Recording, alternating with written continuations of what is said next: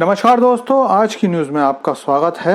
दोस्तों, इस वीडियो में हम फाइनेंस से संबंधित 3 समाचारों पर बात करेंगे। आपसे रिक्वेस्ट है कि वीडियो को अंत तक देखिए, क्योंकि तीनों ही समाचार भारतीय अर्थव्यवस्था के लिए बहुत महत्वपूर्ण हैं। तो दोस्तों, भारत लगातार खुद को दुनिया की बड़ी आर्थिक पावर सिद्ध कर रहा है। पिछले दिनों में ही मैंने आपको बताया था कि भारत की ग्रोथ 7.6% की दर से हो रही है, जो दुनिया में सबसे ज्यादा है। लेकिन आज मैं जो आपको खबर बताने वाला हूं, उसने भारत को आर्थिक महाशक्ति के रूप में स्थापित कर दिया है। अब हो सकता है कि आप लोग मेरी बात को मजाक समझो, तो इस खबर को देखो। इसमें बताया गया है कि भारत का कुल विदेशी मुद्रा भंडार एक लंबी छलांग लगाकर 615 अरब डॉलर को पार कर गया है। ये आंकड़ा 20 महीने में सबसे ज्यादा है, जो मार्च 2022 के बाद सबसे ज्यादा है। इस दौरान भारत ने पिछले हफ्ते के रिजर्व में रिकॉर्ड 9.1 बिलियन डॉलर की वृद्धि की है। इस छलांग को कोई छोटी मोटी छलांग मत मानिएगा, क्योंकि ऐसे समय में जब दुनिया की ज्यादातर आर्थिक शक्तियां मंदी में चली गई हैं या मंदी में जाने वाली हैं और मुद्रास्फीति को कम करने के लिए विदेशी मुद्रा को पानी की तरह बहा रहे हैं, भारत न केवल अपनी मुद्रास्फीति कंट्रोल किए हुए है, बल्कि फॉरेक्स रिजर्व भी बढ़ा रहा है। पिछले हफ्ते भी भारत ने 2.82 बिलियन डॉलर अपने फॉरेक्स रिजर्व में जोड़े थे। और मैं आपको बता दूं कि यही रफ्तार रही तो भारत का विदेशी मुद्रा भंडार इस फाइनेंशियल ईयर की क्लोजिंग यानी कि 31 मार्च तक अपना ऑल टाइम हाई बना चुकेगा। आपको बता दूं कि अक्टूबर 2021 में भारत का विदेशी मुद्रा भंडार 645 बिलियन डॉलर था, जो अब केवल एक कदम दूर है।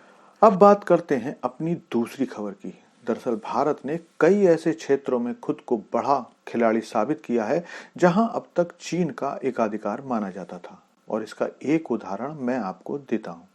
दरअसल अमेरिका और चीन की ट्रेड वॉर के दौरान दोनों देश एक दूसरे पर टैक्स लगाकर खुश हो रहे थे। भारत उस समय चुपचाप इस ट्रेड वॉर को देखता रहा और अपने लिए जगह की तलाश भी करता रहा। इस दौरान एक ऐसा क्षेत्र जो टैक्स बढ़ाने के कारण चीन के हाथ से चला गया, वो था सोलर पैनल के एक्सपोर्ट का। आपको बता दूं कि सोलर पैनल मेकिंग के मामले में चीन विश्व की बड़ी ताकत है। कोरोना से पहले एक चीन से अमेरिका के लिए सोलर पैनल का एक्सपोर्ट होता था, लेकिन अब खबर आ रही है कि भारत ने चीन को अमेरिकी बाजार से बाहर करना शुरू कर दिया है। इस खबर को देखिए, जिसमें बताया गया है कि भारत का अमेरिका को सोलर पैनल एक्सपोर्ट 1000% तक बढ़ गया है।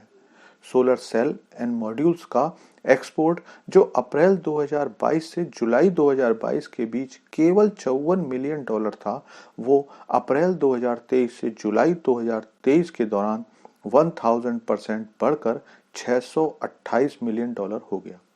इस ग्रोथ से आप खुद अंदाजा लगा सकते हो कि भारत कितनी तेजी से अमेरिकी बाजार में पैठ बना रहा है। इसी को देखते हुए अब भारत में कई विदेशी companies billion of dollars invest करने वाली हैं। तीसरी खबर भी दोस्तों फाइनेंस से जुड़ी हुई है, लेकिन ये खबर भारतीय इकोनॉमी के लिए एक वार्निंग है, और ये वार्निंग किसी और ने नहीं बल्कि आईएमएफ ने जारी की है।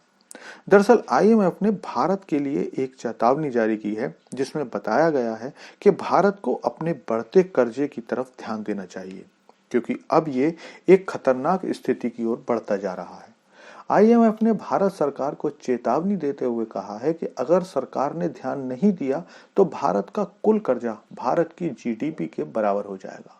हालांकि ये खतरा हाल फिलहाल में नहीं है, लेकिन आने वाले समय में ये स्थिति विकराल रूप धारण कर सकती है। दैनिक भास्कर की एक खबर के अनुसार सितंबर 2023 में भारत का कुल कर्जा 2 लाख करोड़ के पास था। इनमें भारत सरकार और सभी राज्य सरकारों का कर्जा शामिल है। मतलब भारत, जिसकी आबादी लगभग 142 करोड़ है, उसके हर व्यक्ति पर लगभग 1,40,000 रुपए का कर्जा है। हालांकि सरकार ने ऐसी आशंका को निर्मूल बताया है। सरकार ने कहा है कि भारत का कर्जा जो बताया गया है वो भारतीय मुद्रा में है, और जो कर्जा 2020-21 में जीडीपी का 88% हो गया था, वो 2022-23 में घटकर 81% रह गया है। इसलिए 2028 तक भारतीय कर्जा, जो जीडीपी का 100% होने की चेतावनी जारी की गई है, उसका कोई मजबूत आधार नहीं है। लेकिन इस मुद्दे पर आपकी क्या राय है, कमेंट करके बताइए। Thanks for watching video.